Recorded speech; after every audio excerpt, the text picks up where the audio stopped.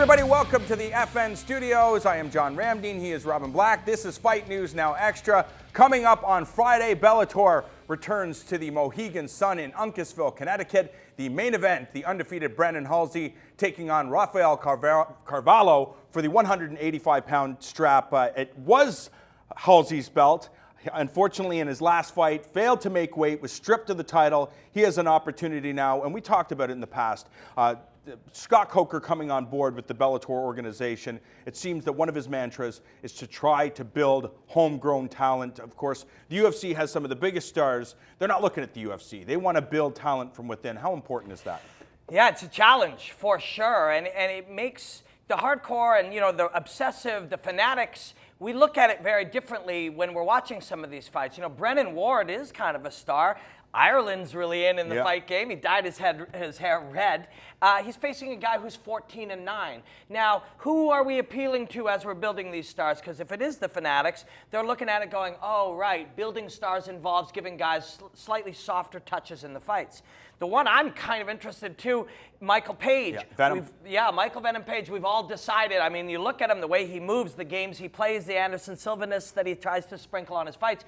Interesting. Then you look at the guy that he's fighting, Charlie Ontiveros. That fight for me is interesting. He came from Legacy 44, was his last fight. You know who else fought on that card? Sage Northcutt.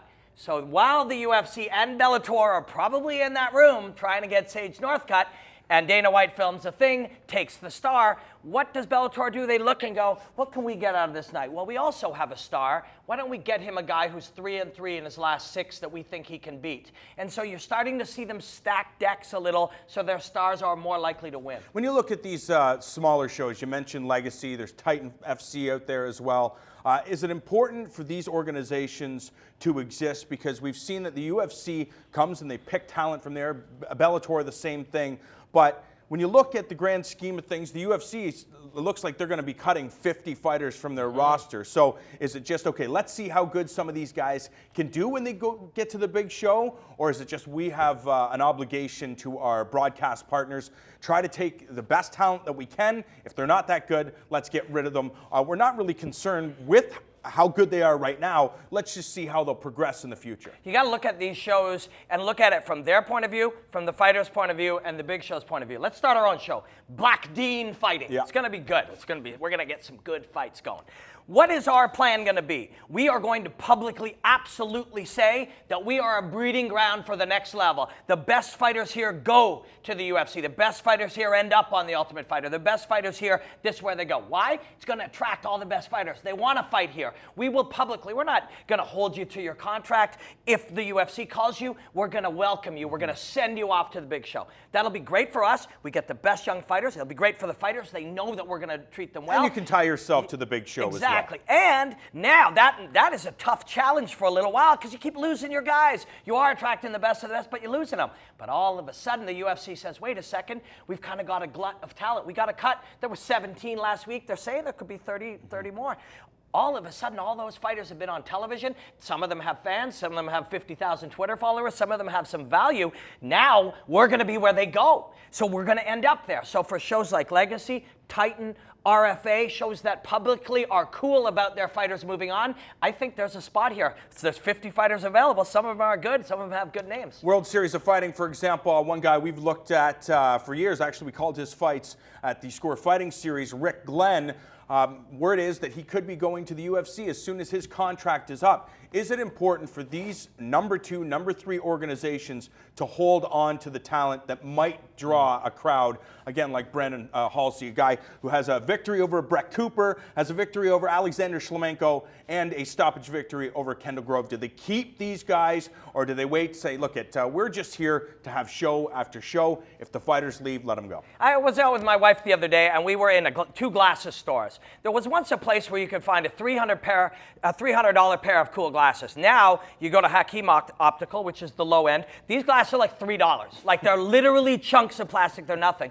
Or you go to a really good glasses store and they're $850. That's how culture works. There's really expensive and really cheap. And both those are easy business models. So Black Dean Fighting is going to be simple. We can't hold our guys. We're just going to admit that. We're going to help build fighters. We're going to be where the fanatics come to see the next crop.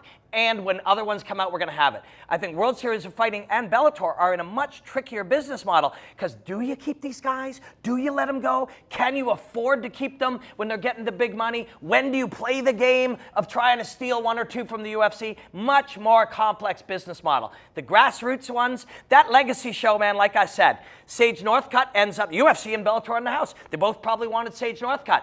Northcutt knows the UFC is where the money is. Northcutt knows the UFC is where the glory is. He's young. That's where he's going. But Bellator smartly found something valuable. They found a guy that they think is a nice matchup for their Sage Northcutt, their Michael Venom Page. Now, you look at the UFC, and we all recognize that it's the #1 promotion in the world, and it's all about the sport. The goal is to clean up the sport, make it as safe as humanly possible, get rid of the PEDs, which we're seeing right now. I don't necessarily know if Bellator has the same model. It seems that their goal is, let's just make sure we entertain the audience that tunes in on television or that they come to the venue. And is that a good thing? Because you look at Michael Venom Page, is he getting an opponent that is as good as he is, or is this designed for him to go out and thrill the fans? Well, I think we have a perfect comparison with Michael Venom Page and Sage Northcutt. I really do. Northcutt is facing Cody the Fist Fister. And that's not just a guy with a killer nickname.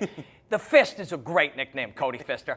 But he's not. He's a good fighter. He's a, just between 40 and 80 in the world at 155 pounds. That's a great test for a guy who's only 6-0, who's really flashy. It's a real fight. I am not knocking Charlie Ontiveros. The kid is 3-3 in his last fights, has taken tough fights, fought in legacy. But for this kid, I hope he has the night of his life and he surprises everyone. But he has been selected to help continue the promotion of Michael Venom Page. And that is not what Sage is facing. Sage is facing a really challenging fight that will help him in the long run develop as a fighter. Which guy would you rather be? Page, the guy who's going to throw all kinds of flashy spinning stuff against the lower level guy? Or do you want to be Sage Northcutt, who's got a bit more of a challenge, but he gets more out of the fight if he wins it? Bellator goes down this Friday night. Saturday, however, tune in to FN at 3 p.m. as we get you set for Fight Night in Dublin. Dustin Poirier taking on Irish Joe Duffy in the main event. And then keep it locked here at FN for 4 p.m. as we give you the main card, including that main event, the co-featured bout, Paddy Holohan taking on Louis Smolka.